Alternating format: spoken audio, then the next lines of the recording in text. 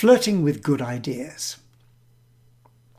Vienna, 1926, and Slawa Duldig was looking forward to a pleasant Sunday walk in the gardens of the Kunsthistorisches Museum, a favourite haunt.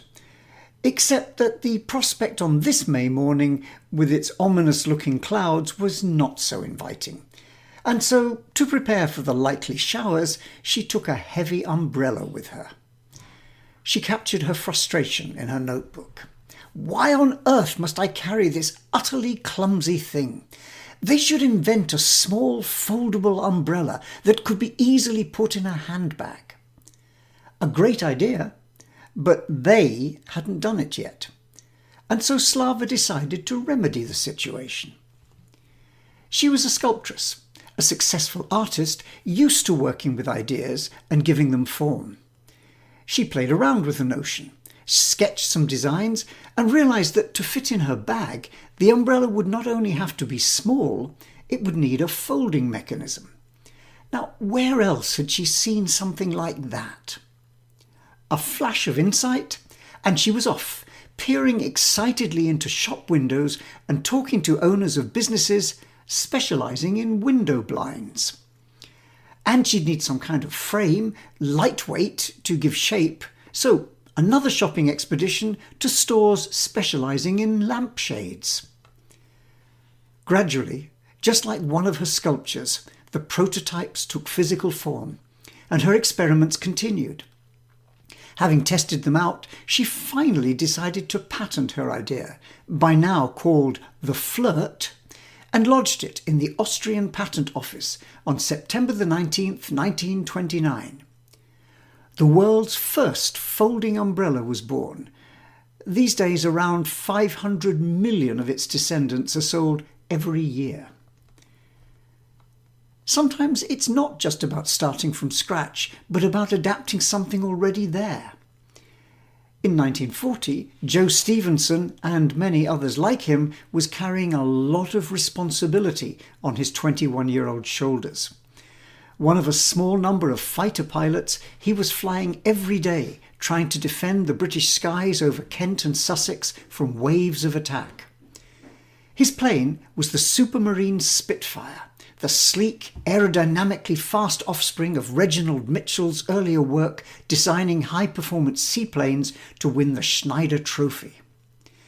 Mitchell's efforts had helped shape a beautiful flying machine, except, as Joe nearly discovered to his cost, it had a couple of flaws which Mitchell hadn't fully covered in his design, like being able to see behind you without having to turn your head.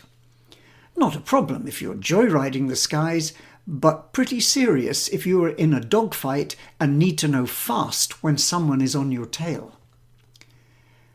Joe has a lot in common with Slava, even if the worlds of umbrellas and fighter pilots seem far apart. First of all, he's got a high incentive to innovate. He wants a solution to his problem. And he's not afraid to experiment, to improvise, try something out to see if it works. He thinks about his beloved MG sports car and the way his rearview mirror works, and decides to try and fit something similar inside his cockpit. It takes a few goes, some fiddling attempts to get it in the right place and to stay there, and he enlists the help of one of the aircraft fitters to develop an improvised bracket. It's not long after that the other pilots in his squadron have fitted their own. And soon after that, the Air Ministry issues a new specification requiring mirrors as a standard in new planes and arranging for modifications to existing ones. These aren't isolated cases. They're the stuff of everyday innovation. We're all of us improvisers, improving and modifying things, tweaking and adapting to suit our needs. And sometimes we get frustrated enough to come up with a whole new solution. Consider Reed Hastings, angry at being charged yet again late fees for his video rental from Blockbuster, says to himself, why not make it easier and simpler? And Netflix was born. Or Marion Donovan, hands red raw from washing out nappies, saying to herself, oh, why can't we make these things disposable? And so she did. Or Owen McLaren, seeing his daughter fumbling to try and assemble her pushchair whilst holding two babies, handbag, assorted toys and other child paraphernalia, saying to himself, "Oh, why can't I make something foldable, like the retractable undercarriage I designed for the Spitfire?"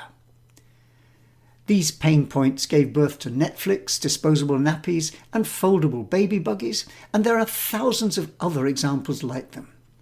They offer some important innovation lessons, in particular reminding us of one of the open innovation mantras which we hear often. As Bill Joy of Sun Microsystems famously said, even the largest organization has to recognize that not all the smart guys work for you. Go and look outside. Open up your search. Research on user innovation has taught us that there are plenty of smart men and women out there who have ideas worth looking at. Frustration leads to innovation, and so crowdsourcing, seeking out these ideas from a wide population, has much more to offer than just being a fashionable add-on to the marketing department. Tapping into user innovation offers some key advantages. Diversity and variety. No organization can afford to look at every possible product or service concept. But users not only explore, they target precisely the pain points, the frustrations, find the ones that others also worry about, and you may have uncovered a new market, not just a product idea. Patient experimentation.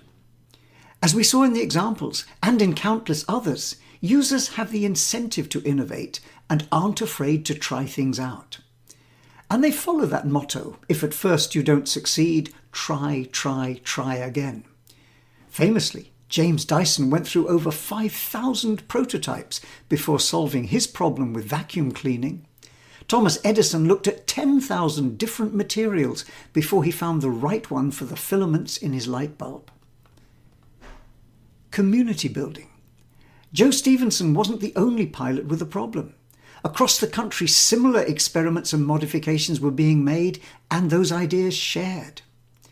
Linus Torvalds wasn't the only programmer annoyed by the limitations of operating systems and interested in what a new version of Unix might offer. Pretty soon, he gathered a community around him of similarly minded experimentalists sharing code and ideas. The Linux community is typical of communities of practice.